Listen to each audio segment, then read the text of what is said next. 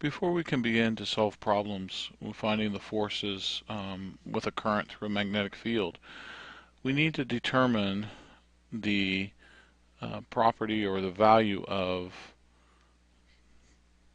differential length.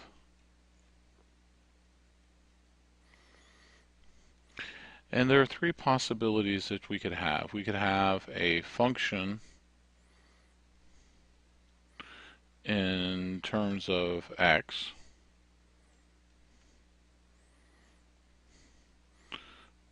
such as f of x, and we'll say y equals f of x.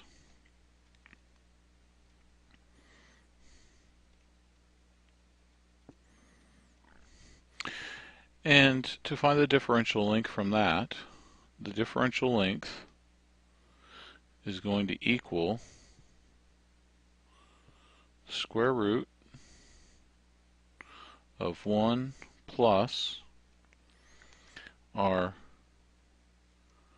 differential of f of x dx, and we're going to square that,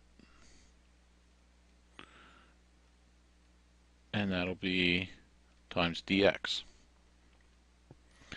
For parametric,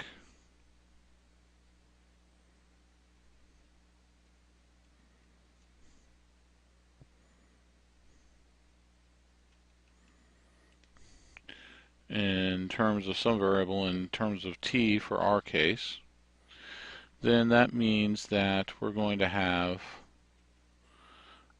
two functions, x of t, y of t.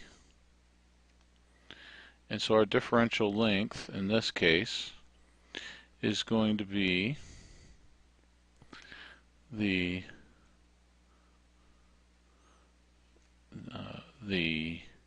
derivative of x of t over dt squared plus our derivative of y of t with respect to t squared, and we got to take square root of all this dt. And for polar,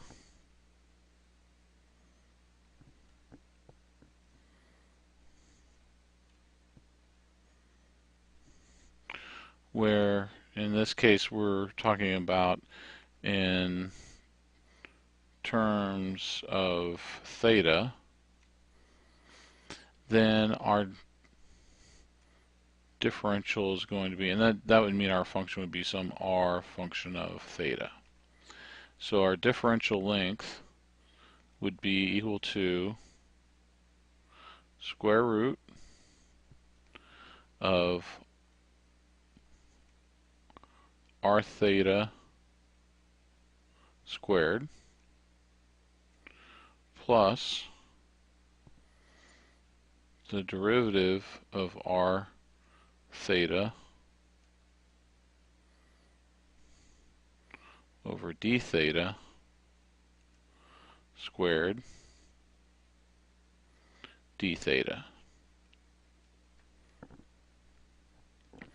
Now for many of the cases we're going to be using the polar expression just because we're going to be looking at loops that have curves, but you could have any kind of form.